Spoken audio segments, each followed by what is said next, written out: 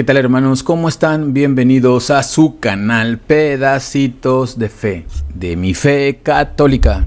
En este video vamos a hablar sobre un tema fundamental para la vida de los cristianos católicos: el bautismo.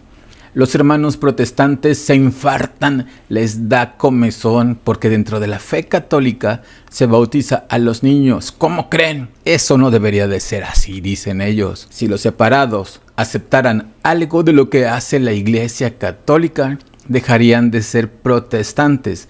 Ese nombre les queda que ni mandado a hacer. Si la Iglesia Católica bautizara solo gente adulta, ellos dirían que se debe bautizar desde niños. Si la Iglesia Católica prohibiera las imágenes, ellos dirían que tener imágenes está bien. En sí, cada cosa que hace la Iglesia Católica, estos hermanos tienen que llevar la contraria. Cosa que a los católicos nos importa un cacahuate, porque nuestra fe no está basada en lo que a ellos les guste o no. Nuestro nombre es cristianos y nuestro apellido es católicos. Bueno, pues esto y más, así es que comenzamos. Antes de empezar, y como siempre, con el corazón en la mano, agradezco infinitamente a todas las personas que ven mis videos, que les dan like y que se suscriben al canal. Aprovecho para pedirte que si aún no estás suscrito, te suscribas.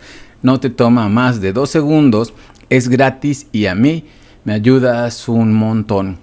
Aprovecho para mandar un saludo a Norberto Luna, Beto Luna para los amigos, y a su apreciable familia. Ellos me ven en la ciudad petrolera de Poza Rica, Veracruz. Ahora sí, seguimos. Bueno, primero que nada, veamos qué es el bautismo. El bautismo es el primer sacramento y puerta de entrada a la vida cristiana. Jesús dijo: el que no nazca del agua y del Espíritu no puede entrar en el reino de Dios. No es un simple símbolo, es un verdadero nuevo nacimiento espiritual. Es el inicio de la vida. Con el bautismo se borra el pecado original, pero nos queda la concupiscencia, la cual se combate espiritualmente. El bautismo es lo que nos hace hijos de Dios. Dejamos de ser únicamente criaturas de Dios. Por el bautismo entramos a la familia de Dios y recibimos la gracia que Cristo nos ganó. Mencioné que el bautismo borra el pecado original. Todos sin excepción nacemos con el pecado original. Bueno, sí hubo 2 excepciones. Una fue Jesucristo y la otra nuestra Madre Santísima, la Virgen María. Fuera de ellos, todos nacemos con el pecado. Un pecado que no cometimos nosotros, pero que es transmitido, que fue contraído por nuestros primeros padres, Adán y Eva. No nacemos culpables de haber comido del fruto prohibido, pero nacemos afectados por la consecuencia de aquella caída. Entonces tenemos que el bautismo elimina el pecado original, borra cualquier pecado personal si quien se bautiza es un adulto, perdona toda penitencia de vida por esos pecados. Por eso la Iglesia siempre ha considerado el bautismo como un don inmenso de misericordia. El efecto más importante del bautismo es la gracia santificante. Hace que Dios habite en el alma, nos convierte en hijos adoptivos de Dios, nos hace herederos del cielo y nos une a Cristo de una manera más real. Como ya lo he mencionado, antes del bautismo una persona es criatura de Dios. Después del bautismo también es hijo de Dios en sentido sobrenatural. El bautismo nos incorpora a la Iglesia. Desde ese momento la persona pasa a ser parte del cuerpo místico de Cristo y adquiere los derechos y obligaciones propios de un cristiano. El bautismo deja una marca espiritual permanente en el alma. Por eso no puede perderse, no puede repetirse. Incluso si alguien abandona la fe católica, por supuesto, sigue siendo una persona bautizada. Esta marca espiritual es llamada de carácter sacramental.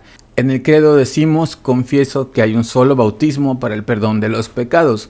Si yo estoy bautizado dentro de la fe católica, así me sumerjan en un río, en una pileta para volver a bautizarme, en este caso sería en alguna secta protestante, ese bautismo no es válido.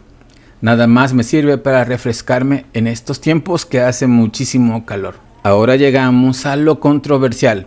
Para los protestantes, por supuesto, porque para nosotros los católicos no. ¿Por qué bautizar a los niños?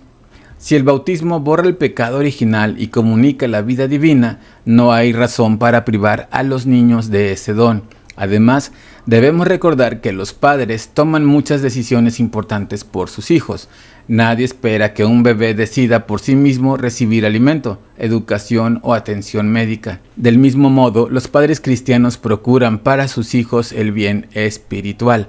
La fe necesaria para el bautismo es profesada por la Iglesia y por los padres en nombre del niño. Los protestantes dicen, Cristo se bautizó a los 30 años, no cuando era bebé.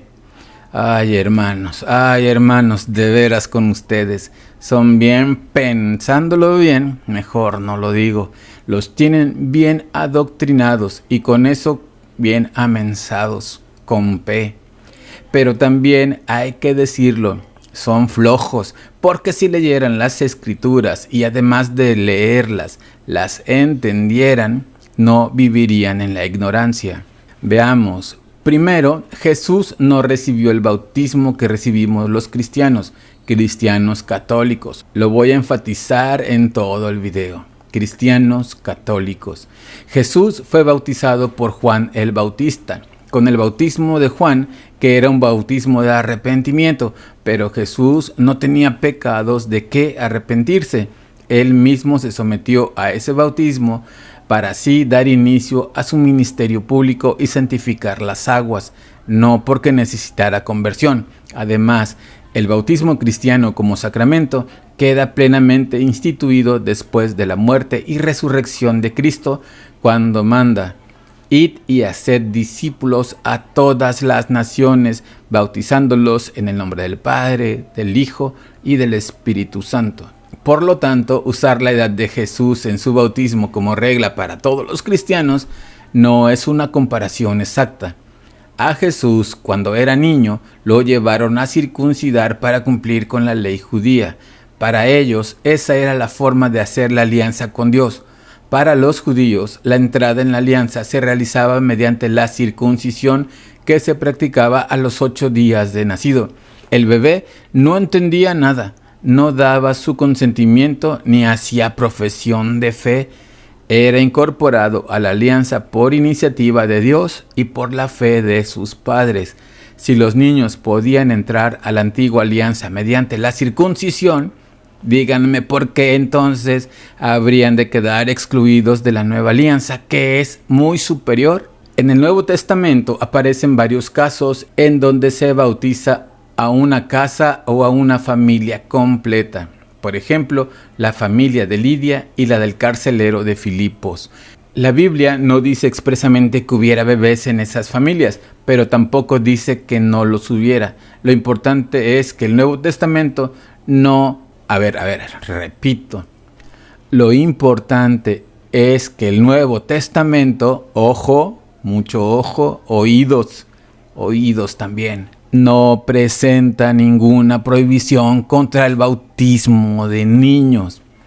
No bautizamos a los niños porque ya crean, sino para que reciban la gracia de Dios y crezcan en la fe hasta poder profesarla por sí mismos. Si el bautismo infantil fuera una corrupción introducida siglos después, sería muy extraño que los cristianos más cercanos a los apóstoles ya lo practicaran. Tenemos testimonios antiguos de autores cristianos como Orígenes y San Ireneo de León que muestran que el bautismo de niños era conocido muy temprano en la vida de la iglesia. Ahora, señores protestantes, si ustedes toman todo tan literal de la Biblia, todo lo que les conviene únicamente, si se bautizan ya adultos porque así lo hizo Jesús, les propongo algo. Entonces, ¿Por qué no cuando cumplen los 33 años se hacen crucificar para morir también como Jesús a esa edad? Y de la misma forma que murió Él. Ahí les va otra pregunta, porque si todo lo toman tan literal, entonces ¿por qué cuando cometen un pecado sexual, porque los cometen aunque digan que no, entonces ¿por qué no se castran para no entrar al cielo, según con la parte que los hizo pecar? ¿Por qué entonces si roban, porque algunos lo hacen aunque digan que no, entonces ¿por qué no se cortan la mano para quitar lo que los llevó a pecar? Si tu mano derecha te lleva al pecado, córtala y aléjala de ti, porque es mejor que pierdas una parte de tu cuerpo y no que todo tu cuerpo sea arrojado al infierno. Nosotros, los católicos, sabemos que no todo en la Biblia debe entenderse de manera estrictamente literal, porque la propia Biblia contiene distintos géneros literarios: historia, poesía, profecía, parábolas, hipérboles, proverbios, etc. Como en la cita: si tu ojo derecho te hace caer, sácatelo, y si tu mano derecha te hace caer, córtatela. La inmensa mayoría de los cristianos, católicos, ortodoxos y protestantes, entendemos que Jesús está usando una hipérbole, una exageración deliberada para enfatizar la gravedad del pecado y la necesidad de apartarse radicalmente de aquello que nos lleva a pecar.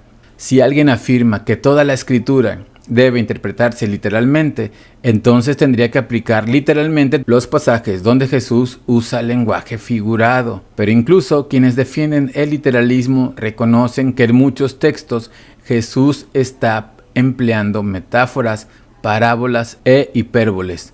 Los sacramentos no son simples tradiciones ni eventos sociales, son encuentros sagrados entre Dios y la persona, medios por los cuales Él nos comunica su gracia.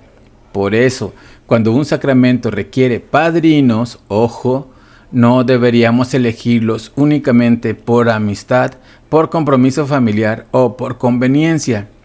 El padrino y la madrina tienen una misión muy importante: ayudar a su ahijado a crecer en la fe, a acompañarlo en su vida cristiana y ser un ejemplo de amor a Dios y a la Iglesia. Sin embargo, muchas veces eligen a personas que no practican la fe, que rara vez asisten a misa, que desconocen las enseñanzas básicas de la Iglesia o que llevan una vida alejada de aquello que profesan creer. Y entonces vale la pena preguntarnos: ¿cómo podrá guiar en la fe quien no la vive? Ser padrino no es un título honorífico ni una fotografía para el recuerdo, es una responsabilidad espiritual. Por eso, al elegir a los padrinos, debemos buscar personas, primero que nada y ante todo, que amen a Dios, que vivan su fe, que puedan ayudar a nuestros hijos o ahijados a acercarse cada día más a Cristo. También debemos recordar algo importante: para recibir un sacramento no es necesario hacer una fiesta enorme, contratar el mejor salón, vestir al niño con la ropa más costosa o gastar más de lo que nuestras posibilidades permiten. A veces parece que nos preocupamos más por el banquete, por la música, por las fotografías, por el bolo, que por aquello que es realmente importante y que estamos celebrando. Incluso hay ocasiones en las que los adultos se emocionan más por recoger las monedas y billetes que por la gracia que Dios está derramando en ese momento. Lo verdaderamente importante es que el niño, sus padres y sus padrinos lleguen con un corazón dispuesto a Dios. Basta una familia reunida con fe, con amor y con el deseo sincero de acercarse al Señor, porque al final lo que permanecerá no será el salón, ni la comida, ni los regalos. Lo que permanecerá será la gracia recibida en ese sacramento. Si se puede hacer una celebración sencilla, bendito sea Dios. Si se puede hacer una fiesta grande, también. Pero nunca olvidemos que el protagonista no es el evento, sino Cristo, que sale al encuentro de su pueblo a través de los sacramentos. Bueno, hermanos, pues por hoy hasta aquí la dejamos. El próximo video sí me va a doler un poco hacerlo porque es sobre lo que está pasando en la iglesia con los hermanos de la fraternidad sacerdotal San Pío X. Como podrán darse cuenta, yo estoy orientado hacia la fe tradicionalista de la iglesia, aunque el término tradicional o modernista no me gustan mucho. Para mí, se es católico o no se es católico. Solo hay que recordar lo que dijo Jesús: pasarán el cielo y la tierra, pero mis palabras no pasarán. La fe no es cuestión de moda, sino en cumplirla como es, como el mismo Cristo la dejó. Bien, pues que nuestra Madre Santísima nos cubra con sus mantos sagrados, que Cristo nos cubra con su sangre preciosa y que nuestro Padre Dios nos bendiga a todos. Adiós.